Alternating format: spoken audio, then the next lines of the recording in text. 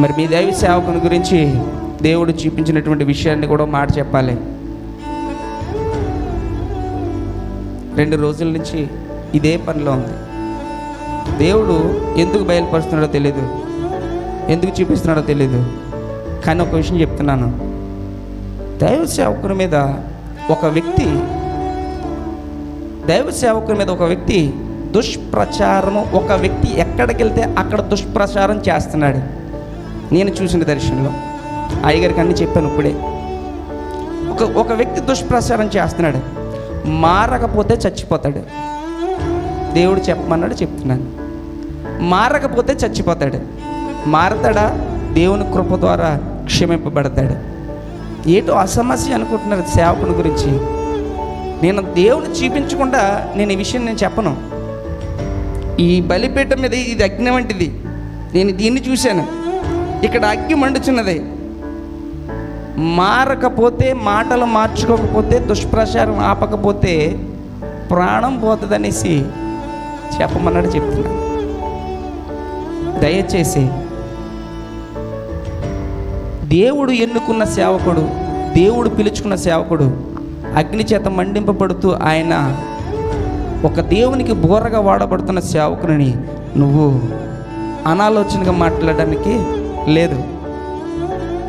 నీ సేవకుని యొక్క ప్రార్థన నీకు దీవెన, నీ సేవకుని యొక్క మాటలే నీకు దీవెన, నీ సేవకుని యొక్క మాటలు వాక్యం చేత నువ్వు ఎదుగుతున్నప్పుడు నీకు ఆశీర్వాదం. దేవునికి స్తోత్రం కలుగును గాక. హల్లెలూయా. నా భార్య నేను కూడా వచ్చాం, అదిగో అమ్మగారి దగ్గర కూర్చున్నారు. ఎందుకు వచ్చామో తెలుసా? నేను ఏ మీటింగ్కి నేను తీసుకెళ్ళను, నేను సింగిల్గా వెళ్ళిపోతాను. కానీ ఈ మీటింగ్కి నా భార్య, నాకు 3 పిల్లలు, 8వ సంవత్సరం పాప, 4వ సంవత్సరం పాప, రేపు 11వ తారీఖుకి సంవత్సరం అవుతుంది బాబు. 3 బిడ్డల్ని మా అమ్మ డాడీ దగ్గర వదిలిపెట్టి నేను నా భార్య ఇద్దరం వచ్చాను. నా భార్యతో కలిపి నేను ఎందుకు వచ్చినా చెప్తున్నాను వినండి. సేవకుని చేత ప్రార్థన చేయించుకోవాలని ఆశ. నేను చూశాను ఆ అగ్ని, సేవకుని చేత ప్రార్థన చేయించుకోవాలని ఆశ. ఇలాంటి సేవకులు లేక చాలా సంఘాలు నశించిపోతున్నాయండి. వాక్యం లేక చాలా సంఘాలు నశించిపోతున్నాయి. కానీ దేవుడు నీకు దైవజనుడిని మంట చేత నిలబెట్టి వాడుకుంటున్నాడు. నువ్వు గుర్తిస్తే ఆశీర్వాదం, గుర్తించకపోతే క్రియలు లేని విశ్వాసము మృతం అనబడినట్లుగా మృతుడుగా ఉంటావు. బ్రతుకున్నా సరే ఎలా ఉంటావు తెలుసా? మృతుడిగా ఉంటావు. నమ్మినా నమ్మకపోయినా, నువ్వు నమ్మినా నమ్మకపోయినా నాకు అనవసరం. నాకు చెప్పమన్నది నేను అక్కడికి వచ్చి చెప్పి వెళ్ళిపోతాను. దేవుడి కార్యం ఎలా చేయాలో అలాగనా చేసుకెళ్తాడు. దేవుని నమ్మిన వారి స్తోత్రం చెప్తాను. హల్లెలూయా. దేవునికి అభిషేకం ఉంది, ఆయన వాడుకుంటున్నాడు. పరిస్థితులు ఇవి కాదు, ఇంకా మార్చబోతున్నాడు. స్థితులన్నీ మార్చబోతున్నాడు. ఎన్ని రోజులు అయ్యారు కోటాలవి? 15 days, 15 రోజులు కోటాలు ఏ సేవకుడు పెడుతున్నాడండి? సంఘం కోసం, ఈ ఆత్మీయమైనటువంటి ఆహారం కోసం ఏ సేవకుడు ఆలోచిస్తున్నాడు? ఆలోచించే మనుషులు లేరు. 3 రోజులు పెట్టేటప్పటికి, 5 రోజులు పెట్టేటప్పటికి మూలన అడిపోతున్నారు. ఒక మాట చెప్పనా, కేవలం దేవుడిచ్చిన తలంపు సంఘంకు భోజనం పెట్టాలి, ఆత్మీయంగా వర్తింప చేయాలి, ఆత్మీయంగా నడిపింపాలి. ఇది కేవలము ప్రభు యొక్క అభిషేకం ఉన్న సేవకులకు మాత్రమే ఆ నడిపింపు ఉంటుంది. మిగతా వాళ్ళందరికీ వచ్చేది.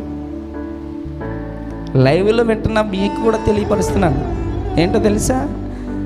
నీ సేవకుడు అభిషేకం కలిగి ఉన్నప్పుడు నీవు ఆ మాటలకి, వాక్యానికి లోబడినట్లయితే బ్రతుకుతావు. లేకపోతే ఎప్పుడు ఏ స్థితిలో ఎలా ఉంటున్నాయో తెలియదు కనుక నువ్వు శరీర సంబంధమైన వాటి కోసం కాదు, ఆత్మీయ సంబంధమైన వాటి కోసం నువ్వు ఆలోచించు. దేవునికి స్తోత్రం. కిందున్న వాటి కొరకు కాదు, పైనున్న వాటి కొరకు మాత్రమే నువ్వు ఆలోచించు. వాటి కొరకే నువ్వు ప్రయాసపడు, వాటి కొరకే తిప్పలపడు. దేవుడు అద్భుత రీతిగా, ఎందుకంటే అగ్ని చేత మండింపబడుతున్న నీవు ఈ లోక సంబంధమైన అగ్ని ఏమీ చేయలేదు. ఈ లోక సంబంధనాథుడైన సాతానుడు ఏమీ చేయలేడు. షడ్రకు మెషకు అబేద్నెగో అగ్ని చేత మండింపబడిపోయిన వారిగా ఉన్నారు, కానీ వారి వస్త్రపు చెంగు కూడా కాలేదు. దయచేసి నీవు కూడా మండింపబడాలనేటువంటి ఆసక్తితో ప్రభు సేవకునిగా, దేవుని సేవకునిగా తెలియచేస్తున్నాను. నువ్వు దేవుని సన్నిధికి వస్తున్నావు, వెళ్ళేటప్పుడు ఒట్టి చేతులతో కాదు వెళ్ళేది, దీవెనకరమైనటువంటి వానిగా నువ్వు వెళ్ళగలగాలి. అప్పుడు నీ సత్తా ఏంటో తెలుస్తుంది, నువ్వు నిజమైన భక్తుడివో కాదో తెలుస్తుంది. నిన్ను నువ్వు టెస్ట్ చేసుకో, నిన్ను నువ్వు పరిశీలన చేసుకో. నేను ఇన్ని వారాలు ఇన్ని రోజులు దేవుని సన్నిధికి వస్తున్నాను, కానీ ఆత్మీయంగా ఒక్కసారైనా దేవుని తాకిడిని తాగానా? మోషే చూస్తున్నాడు, పొదమండిపోతుంది అని చూశాడు. పొదమండిపోతుందని చూసి మండితే మండిందిలే అనుకోలేదు, మంట ఏంటో చూడాలి అని మంట దగ్గరికి నెమ్మదిగా వెళ్ళాడు. మంట దగ్గరికి వెళ్తాం చూడండి, మంట దగ్గరికి వెళ్ళాలన్న మనసు పుట్టింది. మంట దగ్గరికి వచ్చాడు. వచ్చినటువంటి ఆ మనిషిని చూసినట్టు దేవుడు, మోషే నీ చెప్పులు విడుము, ఇది పరిశుద్ధ స్థలం అని చెప్పాడు. ఎందుకో తెలుసా? చూసినట్టు ఉండిపోలేదు, మంట దగ్గరికి నేను వెళ్ళాలి, అదేంటో నేను చూడాలి అనుకున్నాడు. వెళ్ళాడు, ప్రభు విడిచిపెట్టలేదు, ప్రభు దర్శించాడు, లైఫ్ మార్చేశాడు. దేవునికి స్తోత్రం కలుగును గాక.